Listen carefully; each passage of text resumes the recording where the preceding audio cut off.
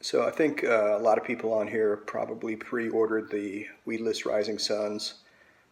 I was lucky enough to be throwing the prototypes for about a year to a year and a half now. So I thought I'd share some information on rigging and talk a little bit about how I use them. I know Mickey covered a lot of this in his video, but hopefully maybe y'all can find an extra little tidbit of information that wasn't in his. So this is the bait. It's 6 3/4 inches, 2.5 ounces, or excuse me, 2 ounces unrigged. Actually, it's a hair over 2 ounces. It's like 2 1/8.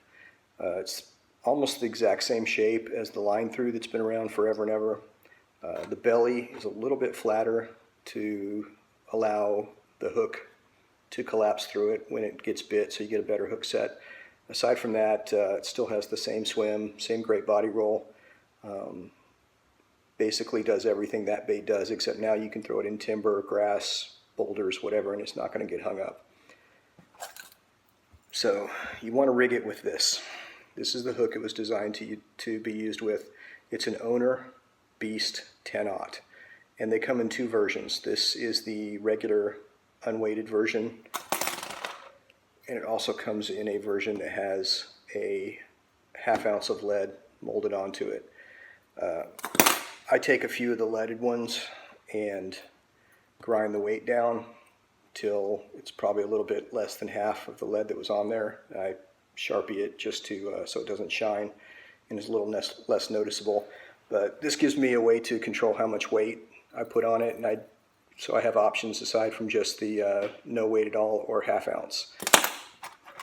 Other things you could do if you don't want to grind the weight down is take lead wire and wrap it around the shank of the hook, or you could use the lead tape that golfers use. But whatever you do, I recommend that you use the least amount of weight that is necessary to get it to stay as deep as you need it to. So if you're fishing, in 8 feet of water or less, try to fish it without any weight on it. And if you're in less than 5 or 6 feet of water, you really need to fish it without weight. And the reason is, when it doesn't have the weight on it, it just swims better. The way it falls is more natural, and it falls more slowly. The way it comes over stuff and moves and sort of bobs around is just much more natural and much more enticing when it doesn't have weight on it. So when you're ready to rig the bait, start by taking the centering pin and putting it right in the middle of the nose of the bait, and then hold it steady and use that centering pin to guide you so that you screw it in straight into it, and you just keep going until it's snug, and you want to stop when it hangs naturally straight down from the bait. Then lay the hook down and mark on the body where the point needs to go through. If you're not confident about just pushing it through, you can take a Sharpie and put a dot right where it needs to go through, and then a Sharpie where it needs to come out. And that way you've got a point to aim for here and a point to aim for when you're coming out. I just use my thumb, and that works fairly well. So start it in and be very careful so that you go straight through the bait out the other side like that. And if you're not sure if it's straight, a real quick way to check is to lay the bait flat on its back, and if it's straight, the hook will line up exactly right and point straight up in the air. If the hook goes off to the side, either way, it's not straight. You need to re-rig it or it's not going to swim right. And there's no reason to expose the hook. You don't need to dig it in. That'll just get in the way of your hook set. If you notice on the top of the bait, there's a little bit of a dip, a little groove that runs down here.